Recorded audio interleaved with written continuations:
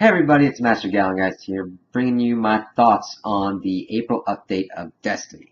So, that launched yesterday, and I like it, but it's kinda same old, same old. The problem pretty much persists in the fact that the RNG keeps you in kind of like a gridlock, and even though they say there's no more Forever 29s, you usually get stuck at a certain light level because it almost always refuses to drop the kind of thing that you need.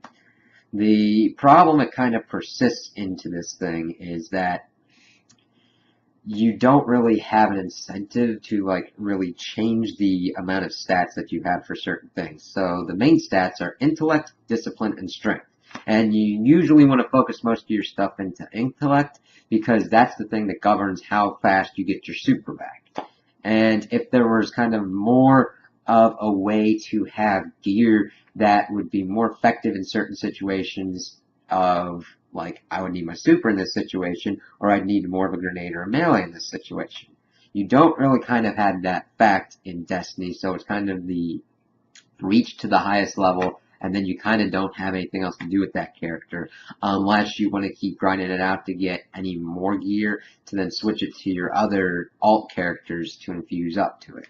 So, I pretty much finished the quests and the new strike yesterday. Didn't really take me that long. I mean, I had fun with it. I mean, it was free for having the Taken King and everything. I just don't see it lasting long enough to tide us over until the next DLC. I almost would have wanted Bungie to say, you know what, and internally to themselves, we can either have a DLC to kind of let them hang out, or we can just focus all of our efforts into Destiny 2. I almost would have wanted them to just go, you know what, we don't need another DLC. We're not going to get as many new players or returning players with that DLC to offset the cost of making it. It would have just been better to like push it all towards Destiny 2 to make that as best as possible to be like, okay, we have fixed the problems that we've seen in 1. This is what you need to do. This is how you need to get it and get people excited for it.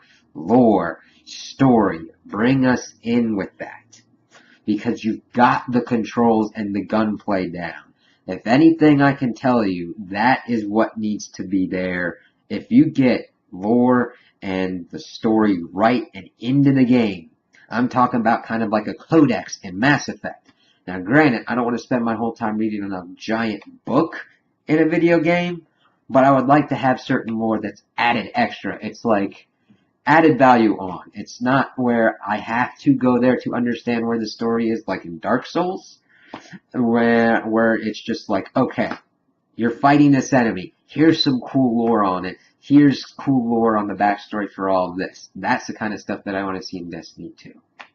Now with this update, you have a lot bigger range of activities. This is the first time I did a Nightfall in a while, and granted it was the new strike. The new strike's not really that good in my opinion. It's a retread of all areas.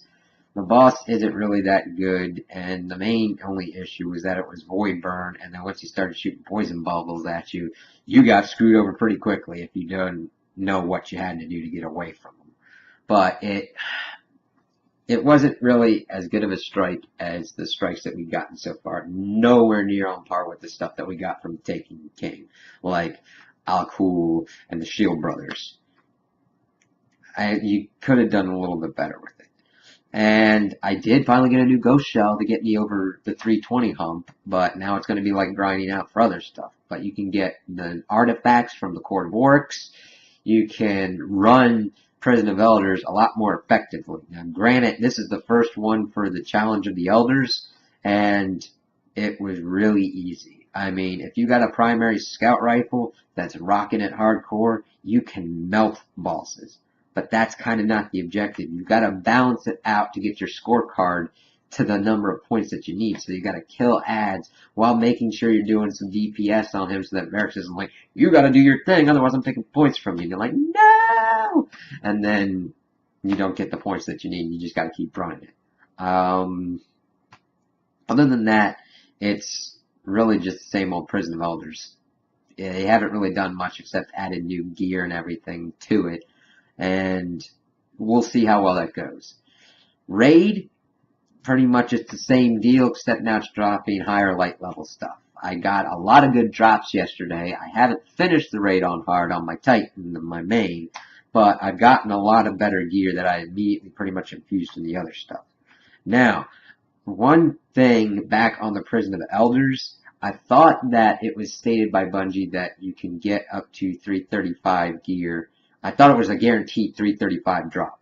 That's what I heard, but they could have changed it at that point from like a 335 weapon and a 335 armor piece.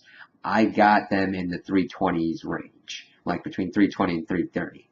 And I don't know. It's fine for what the challenge is because it's not really that difficult.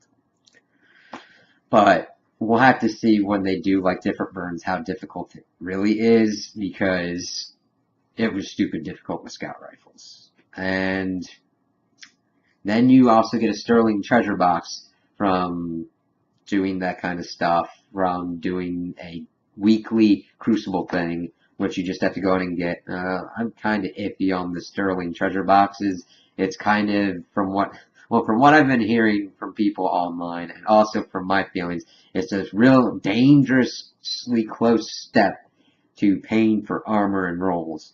And I know that Bungie's smart and really shouldn't go that route, but I've seen some weird and stupid decisions done by companies before, and that, as long as it's cosmetic, even as long as it's not cosmetic and I have the chance to grind it out at some other point, meaning that if people do not have the time to put into it to get it, they can buy it, I don't have a problem with that.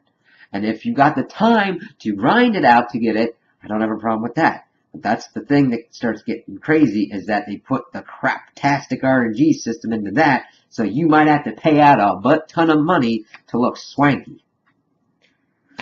So, those are all overall my thoughts and opinions on this update. I'm alright with it that it gave me at least a little something else to do in Destiny to tide me over until the DLC in Destiny 2 comes over, but it's pretty much just a stopgap. So, those are my opinions. Tell me what you think in the comments below. If you agree with me, if you disagree with me, if you like it, if you didn't like it. Also, like and subscribe, and I hope you have a good day.